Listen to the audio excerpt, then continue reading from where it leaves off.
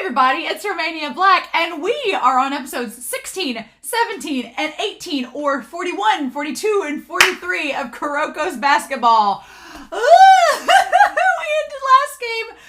We ended last episode. We're still in the Toho game.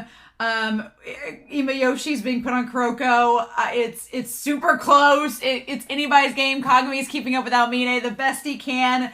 And man, I don't know how. We know that they've got to beat Toho because we know they're gonna face Yosin. That's gonna happen. But how they beat them, I don't know. I don't know how we're gonna do it. I that's what's exciting me the most. It's one of those weird scenarios where you kind of know the outcome, but you don't know how you're gonna get there. And Kuroko is gonna do something crazy. So I don't know, right? I don't know what's gonna happen. But I do have some comments before we start. I did go back before, just now, before watching this episode. I did watch episode 41.5. I know it comes after this episode 41 we're about to watch, but I'd already accidentally watched it in season 1. Going back and seeing it a second time, though, I noticed some things, and I was like, ooh. So I wanted to talk about that real quick before we start, but I have some comments as we're about to start this set of episodes. This season, mwah, chef's kiss, mwah, I love it so much. Arjo said the mangaka originally wanted Kuroko and Akashi to be brothers. I was like, you can tell by how they look similar. They look very distinct. There's basically the blue and red version of each other in terms of their looks. But I want to go ahead and say, first and foremost, I know there's been so many people be like, Akashi's my favorite character. And I'm like, I don't know what to think about you. No, what I mean is that I very much am the kind of person that I will have a knee-jerk, very strong first impression of a character, but can be proven wrong. I have been proven wrong many times in many series. So I just ask that you all bear with me. If Akashi is your favorite character, bear with me and see if I change my mind by the end of the series. I may not. I may change my mind. I don't know. But he's going to be an uphill battle for me. So y'all need to just strap in. Trust me. I don't judge you for liking him, but I'm one of those people that I won't judge you for liking a character. But if you think you're going to convince me to like a character, I am stubborn as hell, and that probably won't happen. So, but it's best just to let me be. Let me wallow in my ignorance, and maybe I'll like him by the end of this series.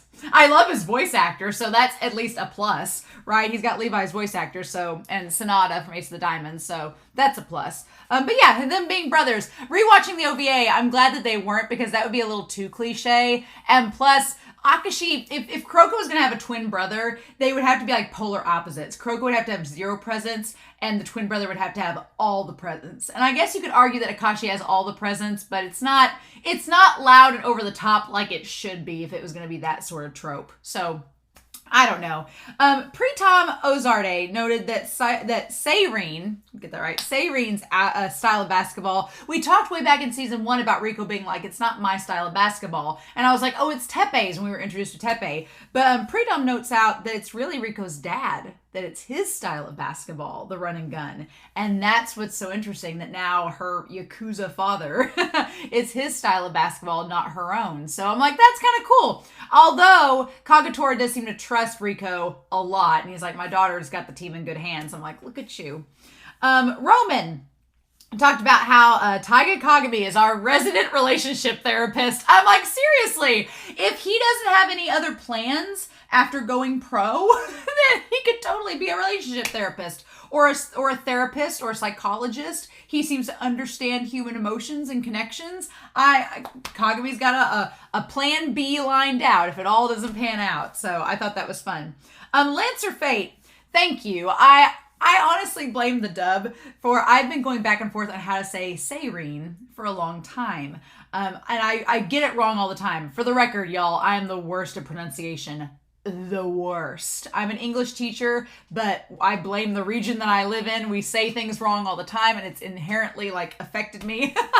But I do think the dub said it weird, or it said it different than how I'd been saying it, so I mixed myself up. But regardless, Lancer Fate, thank you for showing me how to say it. It's Seirine. I'm going to do my best. I don't guarantee I'll get it right all the time, but I'm going to try my best to do Seirine.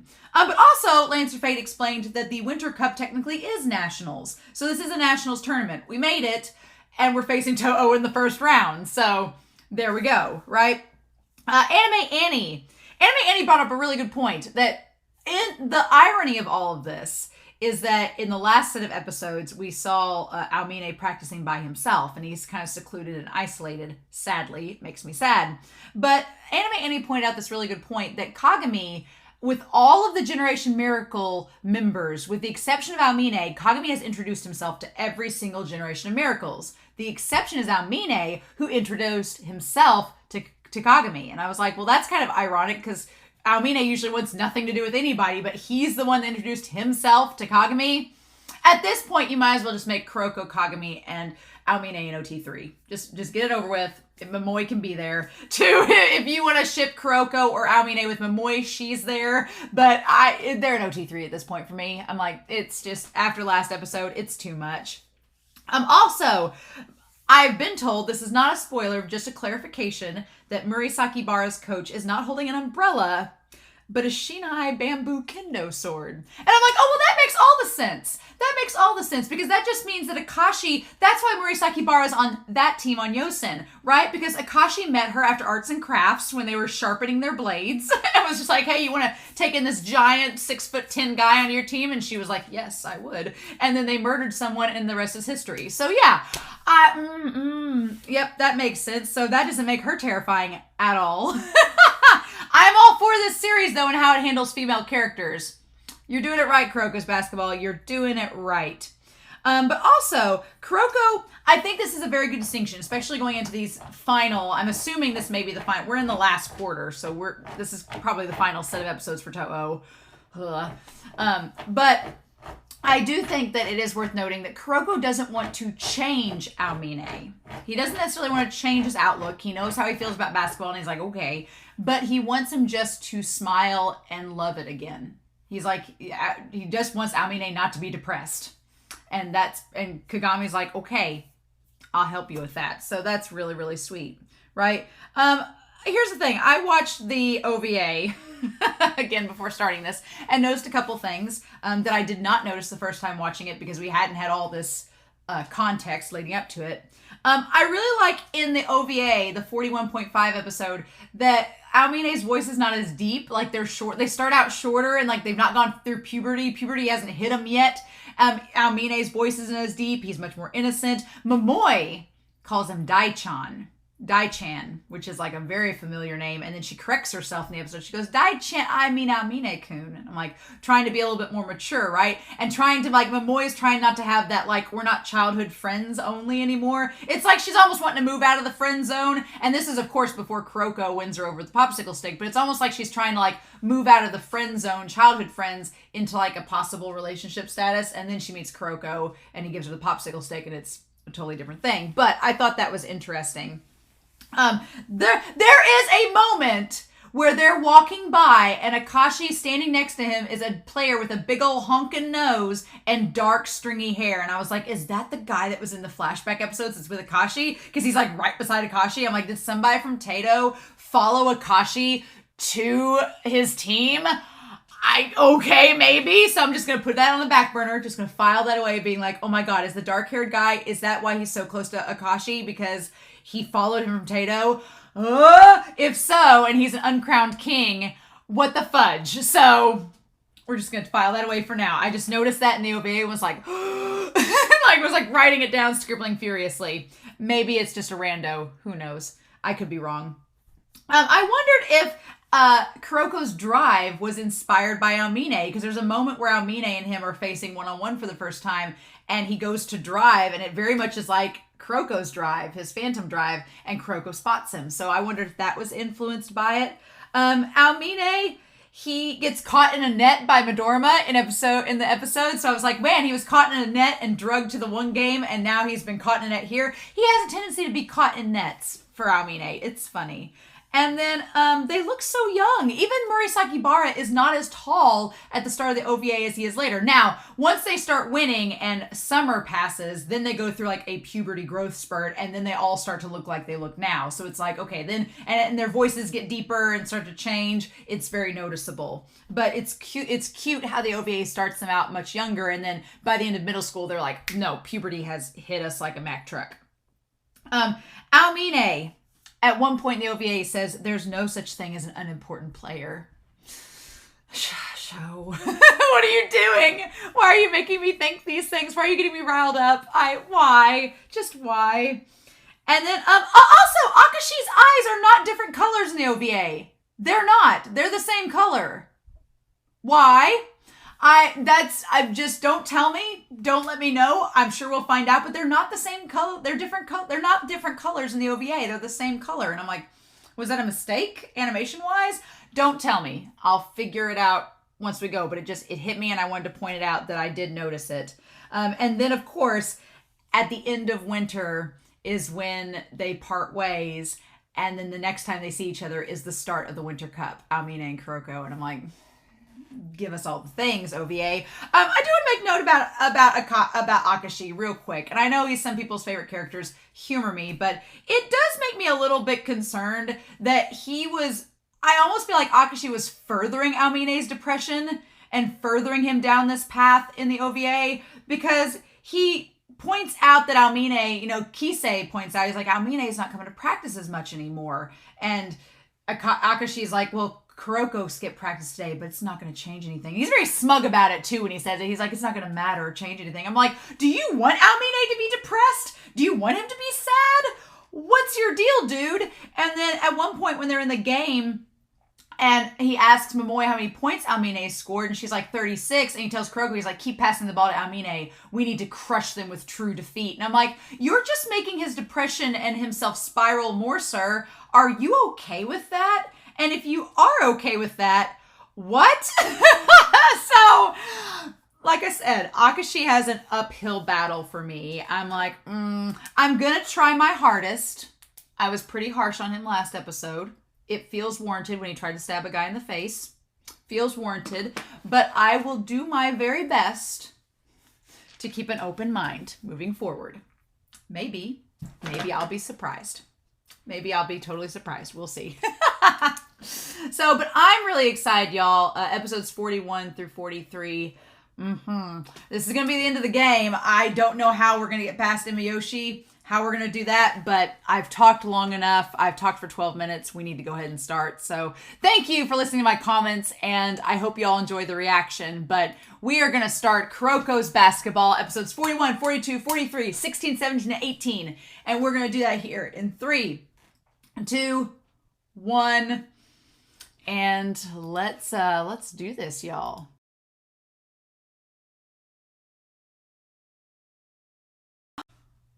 Oh my God.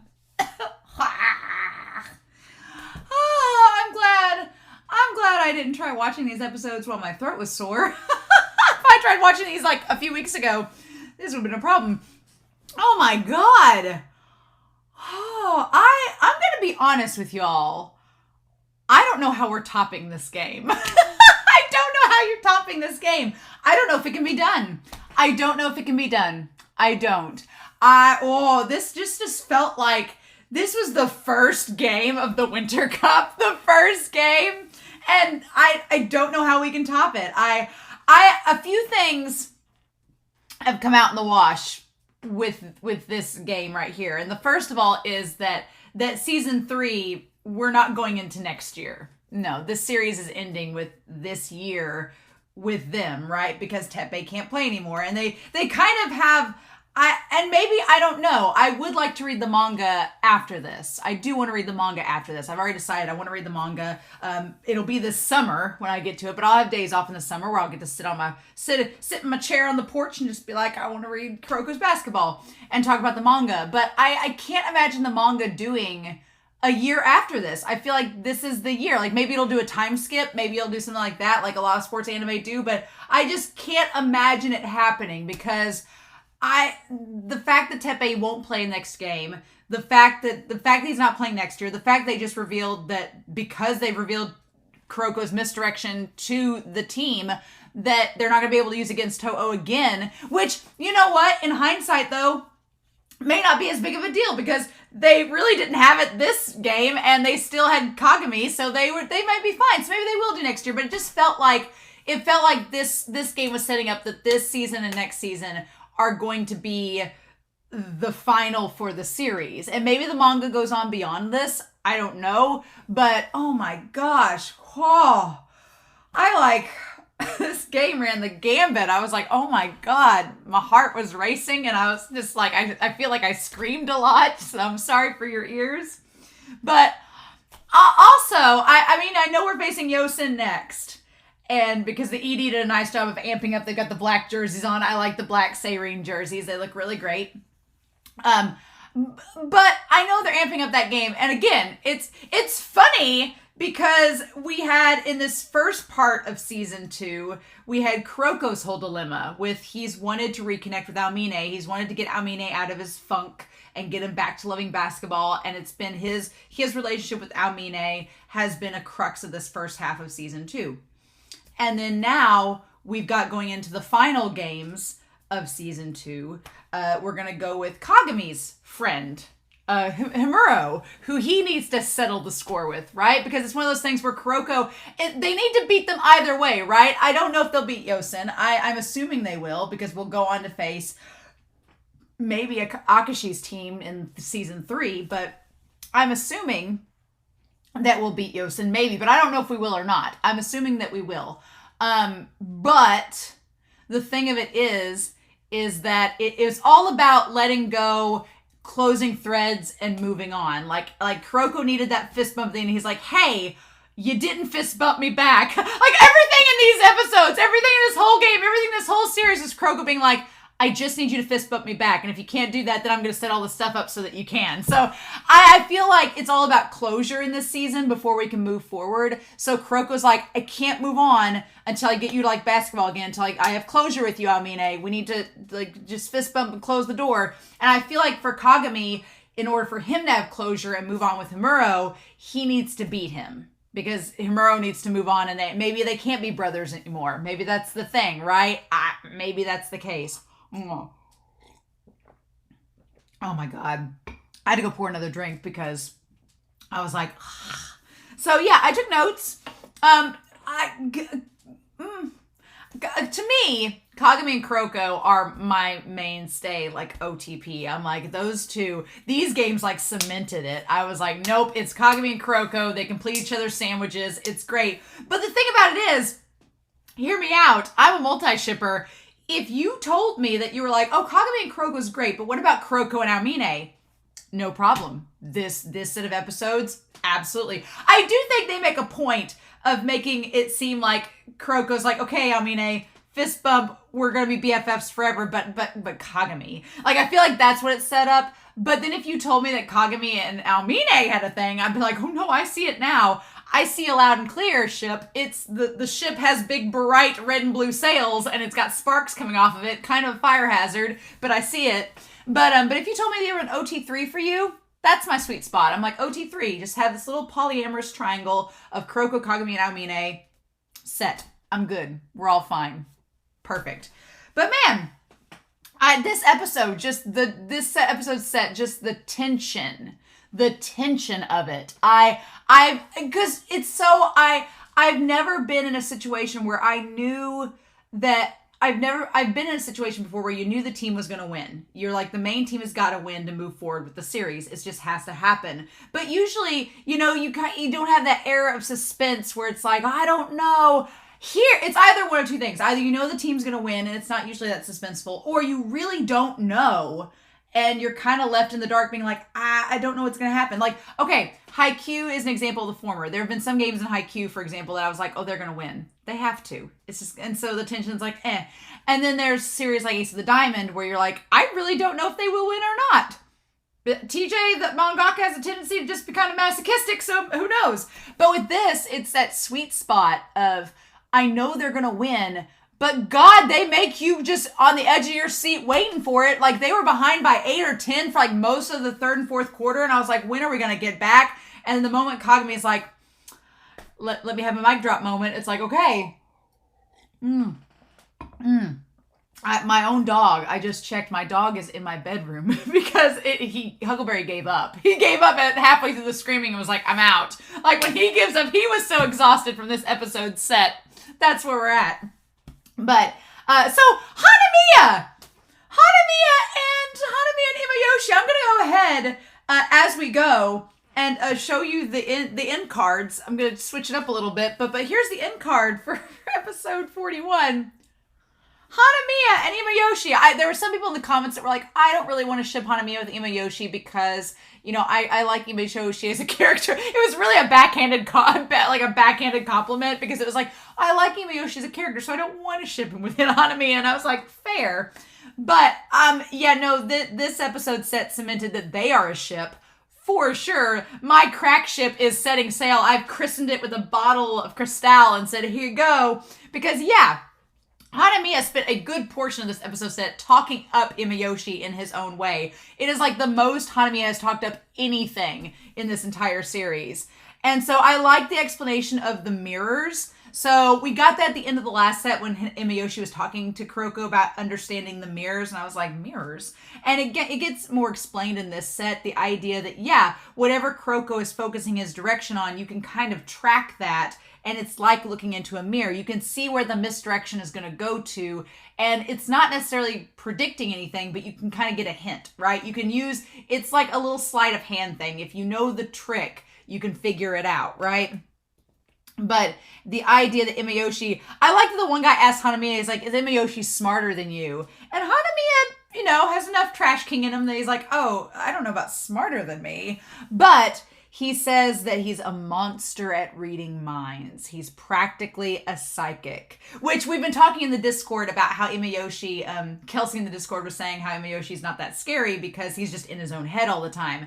And it's like, yeah, he's like got this third eye thing going where he kind of just, he's done so much narration, he understands the plot of the story at this point. So he is kind of scary because it does seem like he's psychic. And when you combine that with Aomine's strength and Momoe's deductive skills, it makes her a pretty formidable enemy, right? Makes her a pretty formidable team. But it also helps Sakurai predicting Hyuga's like barrier jumper, helps him to predict that. And Aomine, God, Aomine, that some of the animation of him moving around Kagami, and then once the two of them were in the zone, it's like the animation squad was just like, all right, let's roll up our sleeves. Let's do this. And it just got off the rails. I am so impressed. I love that Midorima. I love that Midorima has still given us commentary throughout this entire episode said, and he talks about the one line that kept bugging me was when Midorima said, oh, Kagami has acquired animal instincts. I'm like, instincts are something inherent. You don't acquire them. You don't do like your lucky items and go to the store and get them, Midorima. And I know what he's saying. It's just the way that it's translated. I was like, I get it. But it's, again, establishing Aomine and Kagami are quite similar. Surprising no one. Oh my gosh. But yeah, Aomine getting warmed up. Aomine is getting warmed up in this. And then, his getting warmed up. I'm trying to read my own handwriting because it's so bad. And then Kagami saying that, oh yeah, his animal instincts getting warmed up as well through the game. And Kagami just saying he's amazing.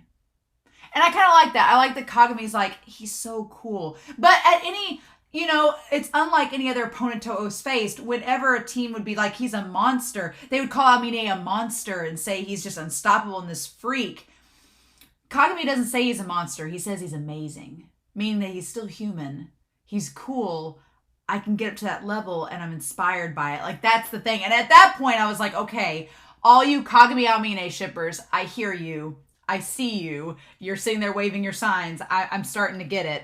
But the gap widening to over 10 points by the end of the third, I was like, oh my God. And then Kasamatsu saying that he's like, it's over. The game's over. I would make note, MVP for support in this episode set goes to Kisei. Kisei did not lose faith. Kisei had faith in them. He was like, don't worry, Kuroko and them can get it. They'll be fine. Kisei was being a great team support in all of this. Anime Annie and I were talking about in the comments about how Akashi seems to have like a tight grip on the Generation of Miracles. But we were talking about the moment that Akashi tries to stab Kagami with the scissors, nobody really reacts in that moment except Kisei. Kisei goes from having his hands in his pocket to having his fists out. So it's almost like he was starting to react. So I was telling Anime, I'm like, if Akashi has this hold on the Generation of Miracles, it would make sense that the first one to break away from that hold would be Kisei, because Kisei he's spent the least time on Generation of Miracles team, and he seems the most acclimated and open to Kuroko's style of teamwork. So if anybody's going to break away from Akashi and his weird lone wolf mentality, Kisei would be the first to do it. And I like that he's the one throughout this episode set that is the most supportive of Seirin and the most supportive of Kuroko. And it's like, no, we got this. Don't lose faith. And he gets rewarded for it. Good for Kisei. But yeah, everyone is shown seeing Kuroko. And I loved how that was done with the audience. Like it showed everyone in the stadium could suddenly see him and focus on him. It was a great move. It was so crazy. And then Imayoshi being like, you know what? There's always next year. You guys got another year to prepare. Maybe you can beat us then. And Kuroko being like, no, we don't. And at that point, I was like, this series is going to end with this year because Teppei can't play next year. Even if Kagami gets better, even if his zone gets improved, the fact that Teppei's not with him, they're not going to be a full team. And you could argue that they'll get new players in and all that, but it's the sports mentality, the sports anime mentality of once that player is gone that's been so integral to the team, it's hard to replace them. I honestly think Ace of the Diamond is the only series I've watched that's been able to successfully do that. I've not seen any others so far that have done anything similar, so there you go. But I also want to make note that when Imayoshi said, there's always next year, this is not a sports anime. It is a BL. So maybe that's why I thought of it. But it reminded me of Given. If you've not ever seen Given, there's a theme of no time like the present. There's a theme of there may not always be a next time. So we need to act in the moment. I just thought of that while watching this. I kept thinking, I was like, Imayoshi. I was like, do you know Mafiu? Do you? So there's that whole thing with Teppei. And then Kuroko making the decision to sacrifice his misdirect. That Midorima's like, this is a suicide mission. They're never going to be able to use their misdirect again. What's funny is that I thought when he said they're never going to be able to use their misdirect, I thought he meant like against all teams because everybody's watching the game. But I guess you have to be on the court to experience it in order for it to not work anymore, or we'll use that logic for it. But Kuroko's like, we'll cross that bridge when we get to it. He's like, if I can't use my misdirect against Toho anymore, so be it. We'll think of something else. And this is before Kagami awakens his zone Zen state. And I almost felt like Aomine and Takao were the most stunned by the sacrifice. Like Takao was like, oh, well, that's a terrible move. Why would they do that? And he's just kind of flabbergasted. But Aomine, he's mad because Kuroko's willing to sacrifice for his team. And that's not something Aomine is willing to do. I'm actually surprised. I honestly, in the end of things, at the end of the day, it was the teamwork between Kagami and his teammates that let them win. And I was really waiting for Aomine to pass the ball to someone else. Never happened. He stuck to his laurels. He stuck to his guns, and Aomine fought to the bitter end, just as he was. He didn't change his style for anything. I give mad respect for Aomine. I'm like, I respect him being that way. I'm like, that's pretty freaking cool. But yeah, so Hanamiya, he's talking to Imayoshi about he's the best at doing what people hate. And again, ship them like the Dickens. Mm-hmm. What a pair of trash monsters. Imayoshi's not a trash king, but Hanamiya, they're very suited for one another, right? And just having that smug smirk. But yeah, by the end of episode 41, Kuroko is exhausted. Like, so exhausted. I'm like, how in the world are they going to push through? Teppei is still, like, retaping his legs. And when Teppei's like, come on, legs, hold out for one more game. I'm like, like, how? And then Hyuga encouraging them. And I love Riko's little approval face of Hyuga. She's like, that's why I'm going to marry you. Like, she's just like, yes, good job, Hyuga. Way to be captain. It's great. And then Aomine smiling at the end of the game, getting him to smile again. Man, episode 42 is hard. Episode 41 and 42 are hard to watch. I was just sitting here like just fidgeting and waving my arms, not knowing what to do, because at that point it's like, what do you do? What can you do? It was just, it was so frustrating, right? So frustrating. Because it was 65 to 73 in the fourth, which is a considerable gap. And then Aomine gets in the zone, taking back the points made. Hyuga, I like Hyuga encouraging Kagami to switch gears.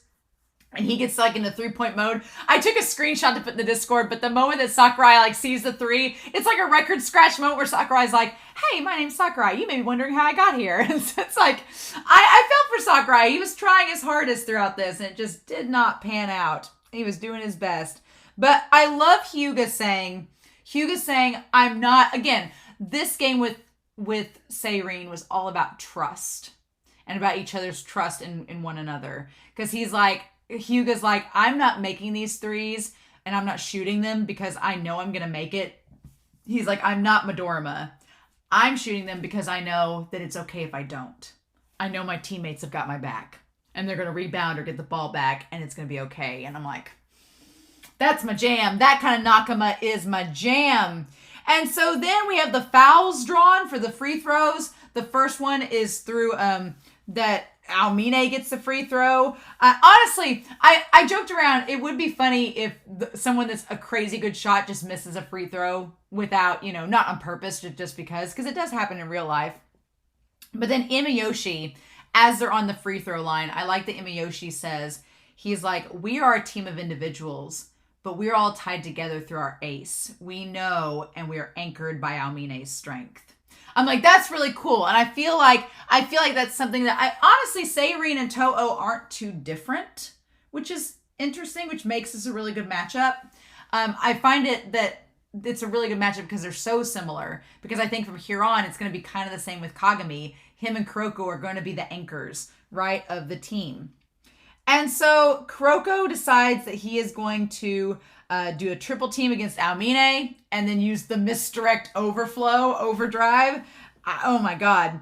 Everyone is shocked. I loved everyone's shock. Even Akashi, he's just like, when it makes Aomine miss the shot, Akashi's like, what? He's in the shadows. Like, what a weirdo. But I love Midorima's. Midorima had the most derpy face in that moment. I took a screenshot of it. It's the derpiest face where he's like, what? It's great. But Aomine, I do appreciate, though, when Sakurai draws the foul and he apologized to Aomine wasn't mad at him. I thought that was really cool. I was like, good on you, Aomine, not being mad at Sakurai and giving the Aomine-Sakurai shippers some fodder. Good job. But then he gets in the zone, and he's so hyped to finally have a worthy opponent. He's so hyped to finally have somebody worth battling. And I loved that tie back to the OVA where he's like, I'm not sure. He's at 100%. And he goes, I want to be able to have a game where I don't know if I'm going to win or lose. And we're going to talk about that in a second. But he's hyped to have a worthy opponent. He wants to feel like he's unsure of victory. And that, I thought, tied really good to Kisei back during Kisei and Aomine's game. During that game, Kisei was telling Kuroko, and number 2, he's like, I don't know if I'm going to win or not. But I like that feeling. I like not knowing whether I'm going to win or not. It's like, okay. And this is kind of like Aomine is having that Kisei moment of, I wanted to know what it felt like to not be sure if I'm going to win or not. And here we are. And that gets him so excited. And so Aomine gets to 100%. And then Kagami deciding to take on Aomine one-on-one. I like the explanation of this too, because back in season 1, when Kagami's like, oh, I've got to take on Aomine, it's for me, it was kind of not for the team, and it's totally different than it is now, because now Kagami's like, look, I got to take him one-on-one, guys.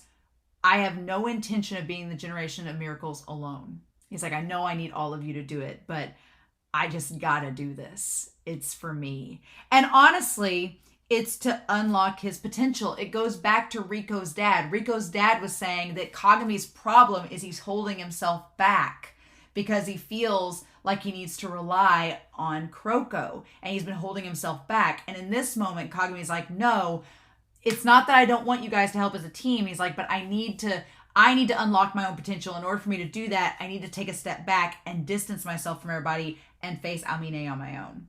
And that'll do it, right? I like that. I like that self-awareness. It's great. I liked it when Aomine goes up against Kagami. He's like, oh, your light is too dim, didn't I tell you? And the moment that Kagami unlocks his zone zen moment, he isn't like this big beaming beacon of light. He's a shadow, like Kuroko. And I was like, I loved it. I loved it. He's like, yeah, my light is too dim because I'm a shadow behind you. It's like, yes. And then Mizuki Izuki using Kuroko's misdirect and realizes that it's wearing off. And then, okay, when Kuroko, he sacrificed himself and rolled on the ground to keep the ball in play, I was like, that kind of self-sacrificial move. And then at this point on, it's like for the rest of episodes 42 and 43, it's like it's Kagami and Kuroko new boyfriend vibes. Aomine is the ex that Kuroko's trying to help through therapy. It's like that's the vibe that we're getting, because the moment he comes off the court and he tells Aomine, he's like, look, Kagami's carrying all of his teammates' wishes. That's why he's taking you on. I believe in him. And at that point, it's like telling your former boyfriend, be like, I love him now instead of you. And I mean, he's just like, well, okay then. And so it's great. It's a great moment. It's absolutely wonderful. But yeah, him telling him that he believes in Kagami. And then Kagami going up against Aomine and unlocking his zone, right? For Aomine, unlocking the zone is tied to himself. Unlocking the zone, he's like, I want to be able to fight an enemy and feel the pressure of losing. He's like, I want to do this for me. He's like, I need an opponent. I want to feel like I like basketball again. Makes sense. Kagami's zone unlocking is tied directly to Kuroko. And I was like, you already had me shipping them, show. Why did you feel the need to make me ship them more? I'm fine with this, but I wasn't ready for this. Because yeah, he says he's sick of losing. He doesn't want to lose anymore, which yes, is tied to himself. But then he says, I'm sick of my friends crying. And I'm like, the only one that's cried is Kuroko. So, and that's all we saw in the flashbacks were just Kuroko crying. And I'm like, okay, Kagami, you can admit you don't want your boyfriend to cry. It's cool. And then he gets in the zone and has this like Zen state, and it's absolutely insanity. So yeah. So then we go to episode 43, where we're at this point, and he just gets in the zone, and there's like it's red versus blue, sparks flying, and just the animation goes absolutely insane between the two of them. And I love that the ball like goes to Sakurai and everything's too fast. It's going too fast for people to notice. And just the two of them, they're going so fast. Like the animation, you can barely keep up. Like I was trying to keep up watching, and it's so hard to do. It's just like, what are you even doing? And then the two of them just, I like that it mirrored that very first OP, right? For season 2, it mirrored the first OP. I like that we cut back to that. It was like a nice little foreshadowing. And they have like just the little lights coming out of their eyes. That dude with the camera nearly got hit. Nearly got hit with the ball. And everybody's like, what the fudge? Again, I didn't mention this earlier, but I do like that they said the one that needs to watch Kuroko is one that doesn't look at him. And Imayoshi has his eyes closed most of the time. So that was like a cute little reference. But yeah, when two guys in the zone clash, I'm amazed that the ref knew who got what ball. I think at this point he just made it up. He was just like, black ball. Sure. But it was black ball. Kagami did throw it out. Also seeing like the flashback in Kagami's head, Riko has grown her hair out a lot, and I did not realize it. But yeah, they are on a completely different dimension. And then, yeah, so then we cut to Akashi, and he has these weird cat eyes. Again, the one eye is a different color, so I'm like, what is he doing? And he says they're both in the zone. They focus their reaction speed, and focus has exceeded their maximums. And Himuro's like, man, we're really hitting a stalemate, aren't we? And Midorima's like, well, they really can't help it. They've got to rely on their aces. But it lets them see everything. Their field of vision widens. But it's just that nobody else can keep up. We have the fastest guy on the court versus the highest jumper. And then Momoi, she's just like, man, she's like, he's smiling again. And Kisei's like, okay, here we go. I just like that Momoi's like, he's finally smiling again. And she kind of cries by the end of it. It's great. But yeah. And then she cuts back to seeing Dai-chan and him always facing against others and being excited. And like the two of them, I love that everybody's just like, what the hell? Like watching the two of them play each other. And then Kagami gets past him. He manages to get past because Aomine is running out of time. Yeah, apparently there's a time limit on the zones, which I'm glad that we have a time limit. I'm glad that it's not going to be like a full-on thing. Now, if Aomine can get in the zone, that means that all of them can. All the Generation Miracles can get in the zone. That means Kisei can, which I feel like Kisei has before. I feel like Kisei did get in the zone against Aomine before, but it just wasn't as strong as Aomine. Midorima can get in the zone. That means Murasaki Bara can get in the zone. I have a feeling that if we're going to go against Yosin, Murasaki Bara is going to have to get in the zone, and that's going to be terrifying, right? I don't know if it'll be terrifying as Aomine, but Murasaki Bara is a really big guy, so it's probably going to be terrifying just for the sheer size of it. But yeah, the two of them keeping up. I love I love Sakurai's like, I can barely keep up with what's happening here. And the recoil being significant. And then this part here where Aomine is like, why am I the only one that's getting weaker? Why not Kagami? And then Kuroko comes in with the power of the Nakama, saying he is carrying all of his teammates' wishes. We packed him a spirit ball. We packed him a spirit ball of our heart and soul and just gave it to him. And that's where we're at. And Aomine's like, really? Like that Aomine's like, don't be ridiculous. That can't make me any less strong. I love that. He's like, I'll still get him. But yeah, no, it's Kagami has the power. He's like, Aomine, you are strong. If this were one-on-one, I would have lost. I've already exceeded my time limit too. I can feel it. But the reason I keep on fighting is I have support from my team. I'm fighting with more than one man's strength. I love that. I love the concept that Aomine is like, the only one who can beat me is me. And it's like, yes, that's true, because Kagami's not just fighting with himself. He's fighting with the power of everyone backing him. Oh, I love it. He's like, for all the guys, I'll win. And then this moment, Kuroko is like, this is the same thing like with Midorima, right? Where Kuroko knows the Generation of Miracles because he played with them. So back during their game against Shutoku, whenever Midorima went to jump and he faked out, and then Kagami jumped too soon, Kuroko's like, I knew what both of you would do. So I was prepared to help Kagami because I believed in both of you doing what you had to do. It's the same thing here. Kuroko believed that Kagami would be able to pull through. But he also believed that Aomine would shut out the more. So he believed in both of them. So Kuroko just activated the OT3 button and was like, I believe in both you guys, but I'm here for Kagami at the end of the day. He's like, at the end of the day, he went there.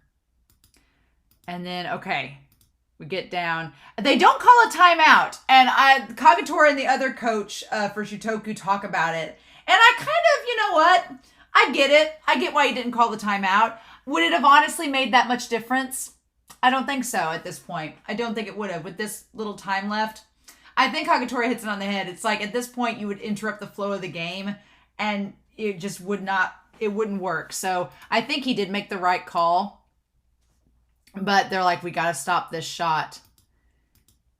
And then I like the Imayoshi. You know what? Throughout everything, Imayoshi believed that Aomine was still the strongest.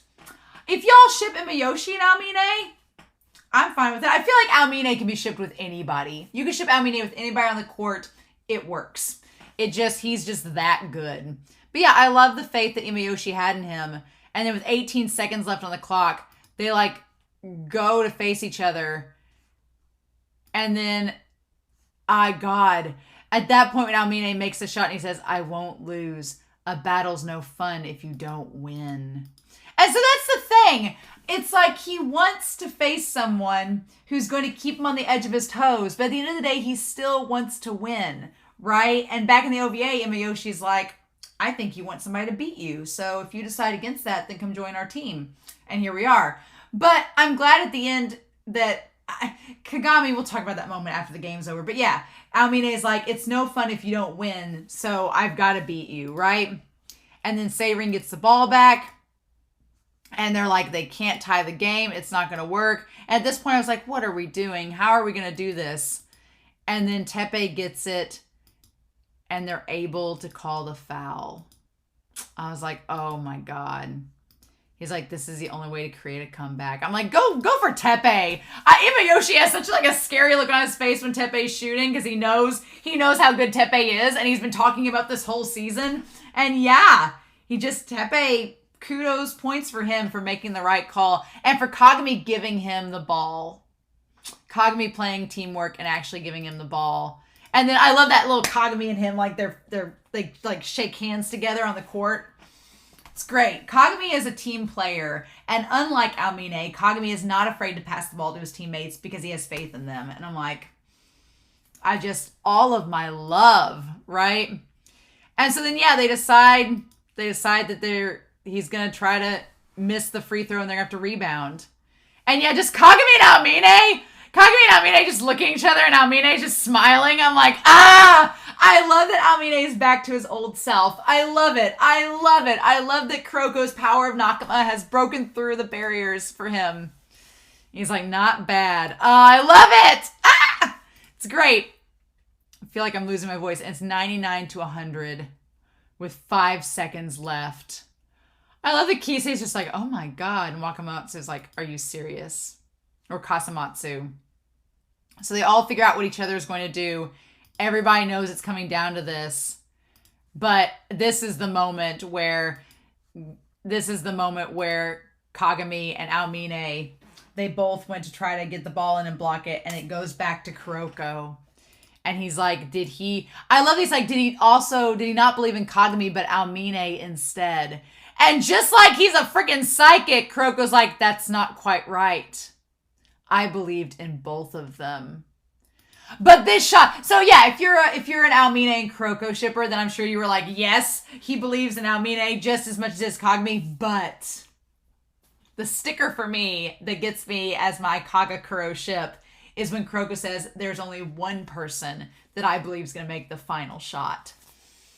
You might as well have just bought a wedding tuxedo, got the venue ordered the catering, got the DJ booked, because a wedding is happening, y'all, at this point. When he's like, only one person's going to make that final shot, and it's Kagami-kun. I'm like, oh my God, yes, please. And Kagami's like, yes, my boyfriend believes in me! And him getting the ball against Aomine. Oh my God. And then he makes it over him. And he says, go, Kagami! Like, the shippers, how could you not ship them? How? Not possible.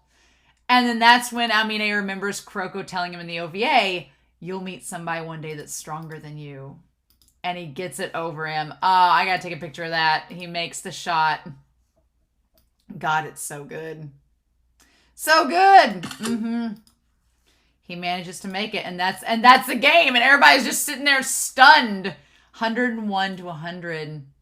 And God, Aomine with that fist up in the air, where he's like, yes! And we don't see Amine's face. Kagami with the fist up in the air, and everybody runs towards him. I love it so much. And like everybody on the bench, even Matobe's like, and Riko's crying. It's great. I love Teppei and Hyuga giving Kagami like a little sandwich. It's the cutest thing in the world. And Kagami has all the grins. Oh my God, that's absolutely adorable. And then Izuki has his hand around Kuroko, and Kuroko's smiling. Oh my God. And then we see Aomine, and he's just like, oh. He's just like, I lost? Like, what happens with that? We never lose. He's joined the Generation of Miracles. He's joined the Generation of Defeat Club that Midorima and Kisei have joined. But it's like, Aomine, it's okay. Once you've been beaten by Kuroko, you will get better. It's like Kuroko has his own cult to rival Akashi's. Akashi has to lose. He has to lose to join the cult. It has to happen. It's Akashi's cult versus Kuroko's cult. Akashi's cult is that we never lose, and Kuroko's cult is like, you're going to lose once, but then it's going to get better. No, Akashi has to lose now. He has to become part of the cult. And then, but the moment, but seeing Aomine's face soften, it looks like it used to. And it's so sweet. Like he's gone back to his old self. And I love that Kuroko looks at Aomine like, hey, and Momoe's like about to cry. She is crying. And they line up. And here's the thing, y'all can ship whoever you want, but again, Kuroko is about to pass out, and who grabs him? Who saves him? Kagami. Kagami saves him. Like, come on. I don't care if it's cliche. I don't care if it seems boring. They are a ship, my friends. They are a ship, and I freaking love it. And he's like, you can barely stand with support. No one can tell who won now. And the thing about it is, Aomine has all resigned himself that this is the end of the world. He's like, maybe it was for the best. He's like, once I've lost, I guess there's no point in playing anymore. There's no point in doing basketball. And Kagami's like, are you a baka? Are you? You're acting like a baka. He's like, the reason I lost was that difference. I didn't have that support. He's coming around to Kuroko's cult, y'all. Aomine's new member. And then I like that he's all depressed and Kagami's like, why are you acting like it's all over? I love that Kagami's like, the look on Kagami's face is he's like, are all the new generation of Miracles people like kind of messed up emotionally, mentally, psychologically? Again, Kagami with his future PhD in psychology. He's like, things are just getting started. We just played one game where you just lost one game. We're even now. He's like, things are just getting started. Let's play again, you moron. I'll take you on. And Kagami has the little glimmer in his eye. At that point, the triangle, I see and kind of ship Kuroko and Aomine, but for me, they're more like exes, where they're now exes, now BFFs again. But Kuroko and Kagami, I'm like hardcore ship. But now I'm like, Kagami, I also really ship with Aomine because the glimmer in Aomine's eyes when Kagami's like, we're going to play again, you baka. He's just like, oh, okay. And he smiles like, yeah, shut up, you baka. I'm like taking the words. And then Kuroko's like, Aomine-kun, before I pass out from loss of electrolytes, I need you to fist bump. You didn't do it. It's been over a year. I need you to do this for me. And I like the Kagami like wheels him over so he can fist bump him. And then I love that at that moment, he's just like, I love he lifts that fist up really slowly. Like, just like, come on. And Kagami's like, let's do this. And then he's like, you still haven't returned my fist bump. And I love that Aomine, like, he goes back to his old self where he's just like, well, why? He gets kind of like a kid again. He's just like, what? Why? He's like, who cares about that? Like, I love how expressive he is and he gets like emotion again. It's so sweet. He's like, no, try putting yourselves in the shoes of the ignored. He's like, don't you feel bad for me? He's like, you should feel bad for me, Aomine, because you've ignored me all this time. It's not cool, is it? And he's like, fine, I'll fist bump you, whatever. This is the last time, though. What a liar. Next time I'll win. Oh, I love it. I love that. That's so cute. And then, yeah, they have the little fist bump moment. And they got to make up. It's great. I love it. And then that's it. And they leave. But then we get the after credit scene. We'll talk about the end credits. But yeah, we get to the Toho locker room. I was doing good with the 3rd years of Toho retiring until I realized they'd all been crying. Until you see the red marks under Imayoshi's eyes. They're not apparent at first because of his glasses, but then you get a close-up of him. And he's like, you guys just changed the subject so quickly. And then you see that he's been crying. We lost our first game. So if you got time to practice, go home. And the one guy opens his eyes and they're bloodshot. I'm like, that's so sad. And Sakurai's like, oh yeah, they're 3rd years. This is their last time playing. Which adds another layer to Imayoshi telling Kuroko, being like, oh, you have next year. Like saying that they didn't have next year. Oh, y'all. And then that part's really sad. Wakamatsu's going to be the new captain. He's like, I don't want to deal with Aomine. And Imayoshi's like, you really have no choice because Aomine is the ace. And you know that you're going to have to deal with him. And then we cut to outside with Aomine. And he asked Momoi on a date. That's legit a date, though. He asked her to come to the shopping with him to pick out new shoes. We just had an audio drama where we had Midorima and Takao and Kagami and Kuroko go on their own dates to find shoes. It's a date. She asked him to buy dinner, and he's like, whatever. It's a date. And he even called her Satsuki. And he's like, let's go. He's like, are you free tomorrow? He's like, I want you to come get me new shoes and I want to go to practice. And I love that she's like, sure, Dai-chan. Like the OVA, she didn't call him Dai-chan anymore. She distanced herself and here she came right back. I'm glad I watched that OVA twice now because it all has more meaning. This was like, just like on the edge of your seat, heartwarming, heart racing, heart pumping, just the most exciting game. And I'm excited for Yosin's game. I am. I'm ready for this woman with a kendo sword to come in and whack somebody upside the head with it. Use it to chop off the wrappers from Murasaki Bara's treats. I'm ready for that. I'm ready for the Himuro drama, to see more about Alex. I'm ready to see about her, about Kagami's trip to America, which we haven't touched, by the way. Haven't touched his trip to America at all, or Alex, or anything. They're saving it for Yosin. I'm ready for that. And I'm ready for Murasaki Bara to feel the power of wanting to play, much like Aomine has in this game. I'm ready for Kuroko's power no lost jutsu to affect him, but it's going to be really hard to top this game. It's going to be really hard. Somebody in the YouTube comments asked if I would rank the games. Yeah, I definitely want to rank the games when it's all said and done. I do. It's going to be hard, but this game's way up there. Like, this game is way up there in terms of just the intensity. How are they going to win? Like, just the animation, everything. And then the power of the Nakama, the power of love coming in at the end. It's my jam. It's my jam. So, I don't know how they're going to top it, honestly. But we're going to find out, right? So, this set of episodes was amazing. I loved it. I am so glad that they've won, and now it's just like, okay, the rest of the season we gotta get psyched and ready, and then we're gonna face Yosin and just see what happens. I just realized I didn't talk about the end cards or the end credits. Oh no! So before we leave, P.S.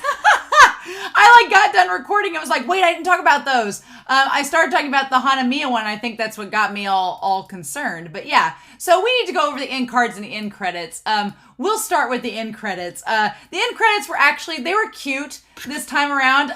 Apparently while all this painting is going on, there's this thing about, it looks like some people are talking on the phone. Like, is Kuroko and them calling up people to see if they want to help paint?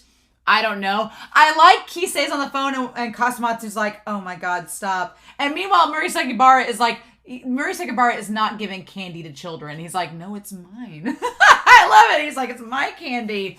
And so I'm like, is Kisei talking to Himuro? Is that a thing? What's happening? But then we cut to the fact that Kisei and Kasamatsu have ended up coming over to help paint with the other ones of Seirine. And it looks like, I feel like Kuroko is calling Aomine because you see like the little squiggles, but they're blue. So the squiggles are probably Momoe like talking really loud, but it's coming from Aomine's phone. And the reason why I say that, I do like Kisei, and I like the Kaijo blue is a little bit different, and that Rico is helping, giving directions to the one guy in the back, and he's the one that likes girls, so he's blushing. That's super cute. Okay. So then I feel like the reason why Kuroko is talking to Aomine is because one, Kagami looks kind of annoyed, and two, you can see on the other end of the line. Okay, so we know who's talking to who based on the color of their squiggles. Kagami is yelling at Aomine through the phone, and Aomine's mad about it. Again, more shipping. And Momoe is on the date to go get the shoes with him, and she's pulling on the drawstring of his jacket. It's really cute. But yeah, they're on the date, and he's getting the shoes and stuff. Okay. So Kagami and Aomine are talking to one another, right? And Kisei is talking to Midorima because you can see the yellow lines coming from the phone with Midorima. And I love that Takao is like listening, being like, what are you seeing? What's he saying to you? What a troll. I love it. I love it. So yeah. So basically, you have Seirine is painting the mural. They've got Kisei to come and help. Kisei's calling Midorima, trying to get him to come help. We don't know who Himuro's talking to, but then Kagami and Kuroko are talking to Aomine and Momoe. So if they all end up by the end of the season coming over and painting together, that would be great. Although I don't see Akashi joining them on that endeavor, right? So then we have the end cards, and I kind of already previewed the one with Hanamiya, and Imiyoshi, but I'll do it again because I like that Hanamiya looks like he's like kicking the camera down and Imiyoshi's just sitting there like, you asked for it. It's great. What a ship. The one for 42 is the end card that I was shown earlier on in the season, thinking it was a different end card for another episode. So now it makes more sense. I'm like, okay, Kagami versus Aomine. It makes sense why they're both on the end cards. That makes sense. But y'all, I've told you this whole time that they're an OT3, and the end cards agree. Because the end card for episode 43 is Aomine and Kagami looking lovingly at Kuroko, who's looking back at the camera like, I got both of them. So it's like, dude, I don't blame you. I don't blame you at all. But that's amazing. I love those end cards so much. That's great. So yeah, that I just wanted to show you all that before we got done. But so I'm curious to know your thoughts down below. Please no spoilers, but I hope you all enjoyed this reaction discussion. I've been wired. I'm still wired. I'm going to go back and take some more screenshots and then call it a night. Huckleberry left me a long time ago. He was like, I'm done. So in the meantime, I hope you all have a wonderful week. Please stay safe. Take care. And yeah, I'll be back very soon with more of Kuroko's basketball.